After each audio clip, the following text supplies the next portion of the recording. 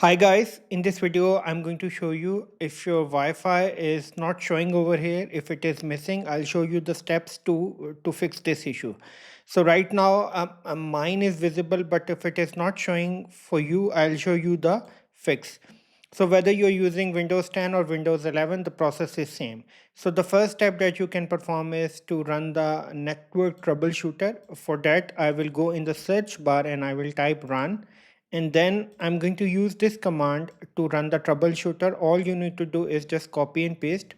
So I'm going to provide this command in the below description. Now I will click OK, and then I will click next. It will detect problems. So I'm going to select Wi-Fi since the issue is related to Wi-Fi. I will click next. Right now it hasn't identified any problem, and the reason it hasn't identified any problem because my Wi-Fi is showing over here. If it is not showing for you, it will definitely identify the problem and it will hopefully fix it. Now I will click close the troubleshooter. After this step, I will look for this service called WLAN AutoConfig. I will restart this service and I will make sure this should be set as automatic.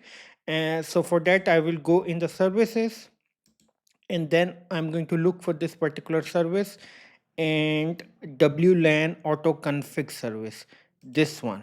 Okay, so I will open this and I will make sure that startup type should be set as automatic. I will stop this service and then I will start this service again, and then I will click OK. It is up and running. There is no issue.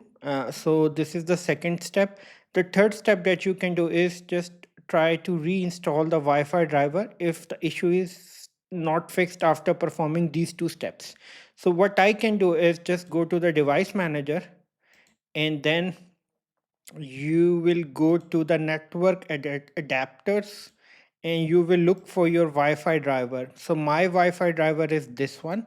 So all I can do is just uninstall this device, and then I'm going to restart my computer after uninstalling this.